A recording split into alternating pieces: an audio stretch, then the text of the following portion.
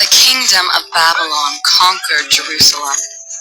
They took some of the smartest and strongest young men away from their families in Jerusalem and brought them back to Babylon to serve the king. Daniel and his friends were some of these young men. They were chosen to serve in the king's court and become his wise men. The king gave Daniel and his friends food and wine, but they would not eat the king's food or drink the wine. It was against God's commandments. This made the king's servant afraid for his life. He took care of Daniel and his friends, and he thought that if they refused the king's food, they would grow weaker than the other young men. Then the king would be angry and put the servant to death. But Daniel trusted God and wanted to obey his commandments. Daniel asked the servant to give them water and grains for 10 days, and then compare their health with the health of the other young men. The servant agreed. After 10 days, Daniel and his friends were healthier than all the other young men. Daniel and his friends followed God's commandments, and God made them the wisest men in the king's court.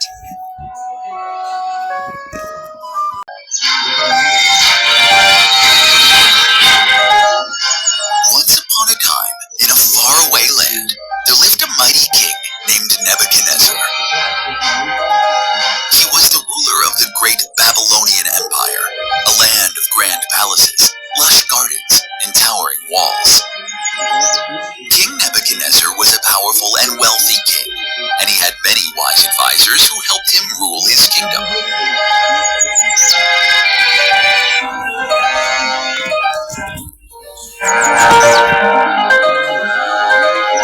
One night, King Nebuchadnezzar had a very strange and puzzling dream.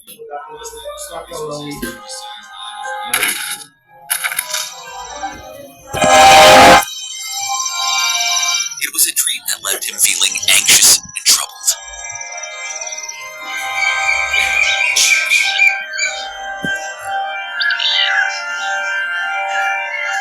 He wanted to know the meaning of this dream, so he called upon his wise advisors, the magicians, astrologers, and sorcerers.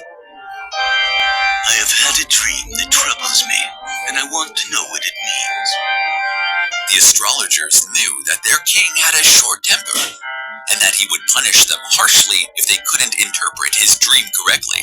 So they told, O king, live forever. Tell your servants the dream, and we will interpret it. Nebuchadnezzar realized this was their trick to escape punishment. He replied, This is what I have firmly decided. If you do not tell me what my dream was and interpret it, you and your family will be killed by the sword. But if you tell me the dream and explain it, you will receive from me gifts and rewards and great honor.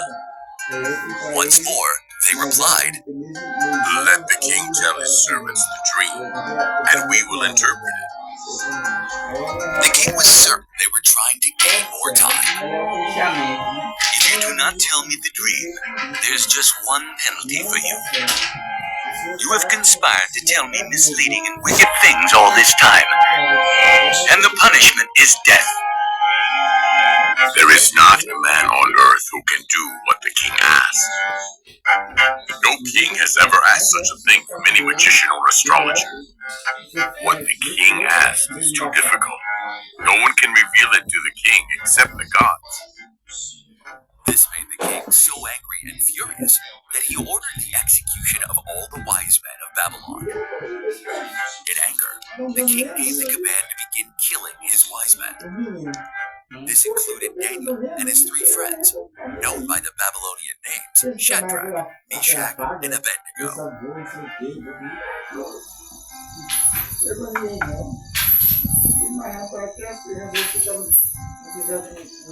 I have bad news, my friend. When Daniel learned of the king's decree to kill his advisors, Daniel requested an opportunity to tell the king his dream and its interpretation. patiently. Daniel's request was granted, and before meeting the king, Daniel shared the news with his friends. He proceeded to pray all night with 3 of his fellow exiles. All of them then prayed to God for his help and their deliverance from what appeared to be certain death. God then revealed the king's dream and its meaning.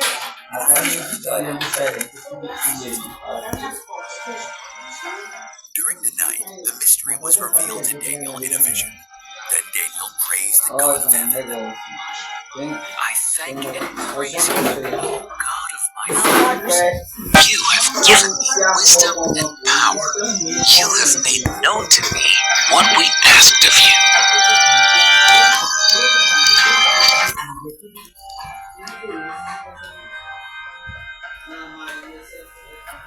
Are you able to tell me what I saw in my dream and interpreted? No wise man, magician, or astrologer can explain to the king the mystery of his dreams. But there is a God in heaven who reveals mysteries. He has shown King Nebuchadnezzar what will happen in days to come. Daniel then explained what the king had seen. You looked, O king, and there before you stood a large statue, an enormous, dazzling statue, awesome in appearance. The head of the statue was made of pure gold, its chest and arms of silver, its belly and thighs of bronze, its legs of iron, its feet partly of iron and partly of baked clay. Then a stone was cut from a mountain, and it struck the feet of the statue. The statue was crushed into powder and blew away in the wind. The stone became a large mountain, and it filled the earth. The king was stunned to hear this. Go on. Your Majesty, you are the King of Kings. The God of heaven has given you dominion and power and might and glory. In your hands he has placed all mankind, and the beasts of the field, and the birds in the sky. Wherever they live, he has made you ruler over them all. The head represents your current kingdom. You are that head of gold. God said there will be another kingdom, and it will be a kingdom that is characterized by the silver chest part of the statue. This will follow your rule. As silver is inferior to gold, so will be the kingdom that follows your time. Long ago, in the ancient and grand city of Babylon, there reigned a powerful and imposing king named Nebuchadnezzar. King Nebuchadnezzar was known throughout the land for his impressive feats of construction and conquest. He had built towering palaces that seemed to touch the sky and had led his armies to victories in distant lands. I am King Nebuchadnezzar, ruler of Babylon, and the world shall bow before my greatness.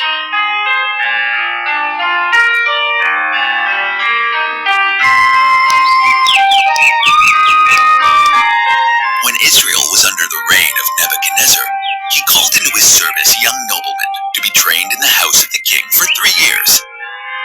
Among them were Daniel and 3 men called Hananiah, Mishael, and Azariah. Nebuchadnezzar ordered their names to be changed to identify them with Babylonian names. From today, your names will be changed to City with a towering presence.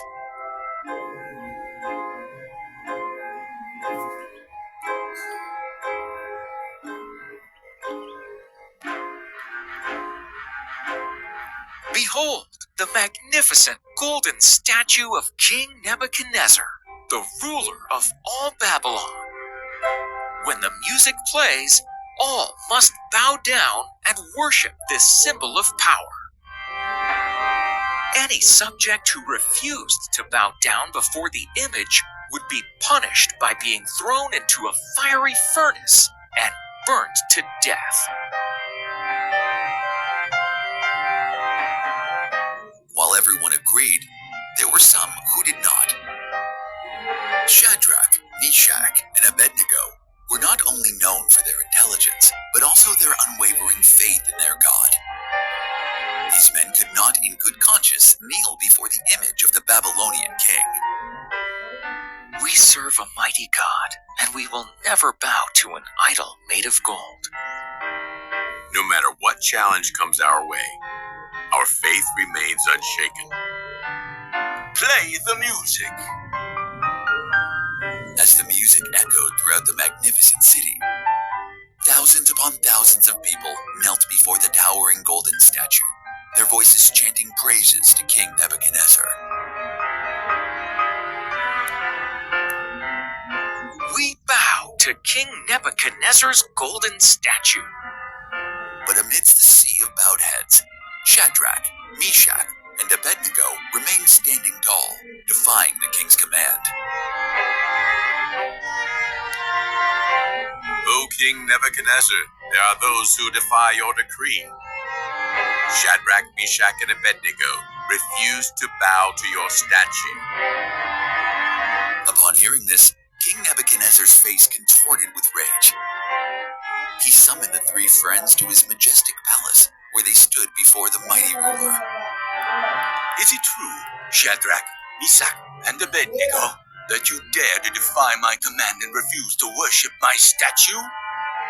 Shadrach, Meshach, and Abednego stood tall and brave before the mighty king. O King Nebuchadnezzar, we will not bow down to your golden statue. King Nebuchadnezzar's face grew even redder with anger. In those days, a furnace was set up to punish the prisoners. Everyone thrown in would be burnt alive. Heat the furnace 7 times hotter than ever before. Throw them in. He commanded his strongest soldiers to tie up Shadrach, Meshach, and Abednego and throw them into the roaring flames. The three friends stayed calm, knowing that God will save them from such a fate as burning to death in the fiery furnace. As the soldiers approached the furnace, the heat was so intense that it scorched their faces. They quickly threw the three friends into the fiery furnace. But then, something amazing happened. Instead of being consumed by the flames, Shadrach, Meshach, and Abednego were walking around inside the furnace unharmed.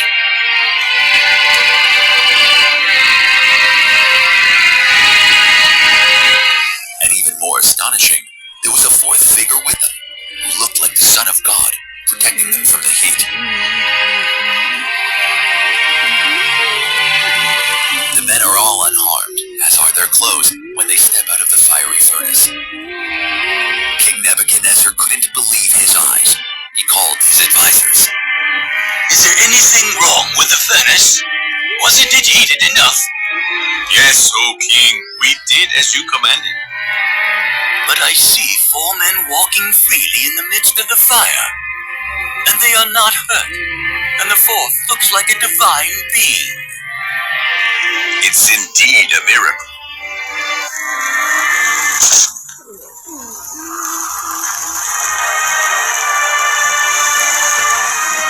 Amazed and humbled, King Nebuchadnezzar ordered Shadrach, Meshach, and Abednego to come out of the furnace.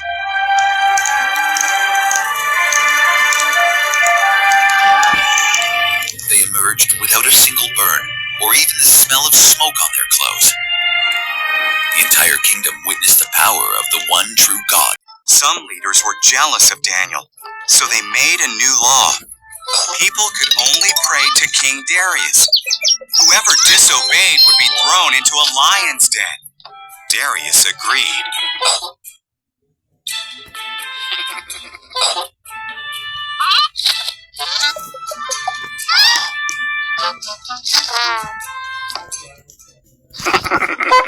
Daniel still prayed to God and was arrested. Darius was sad. He liked Daniel. He realized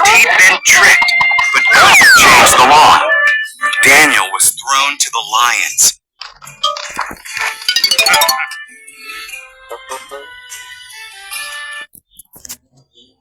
The lions roared and crept up to Daniel.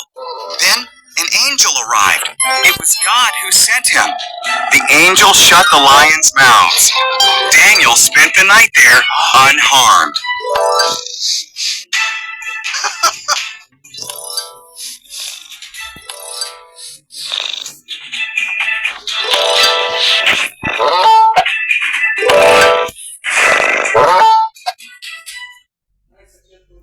At daybreak, Darius went to see if Daniel was alive.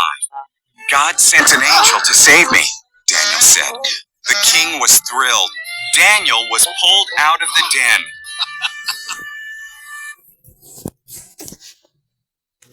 Then King Darius had Daniel's enemies thrown into the den. The lions gobbled them up. King Darius told everyone in his kingdom to honor Daniel's powerful living God.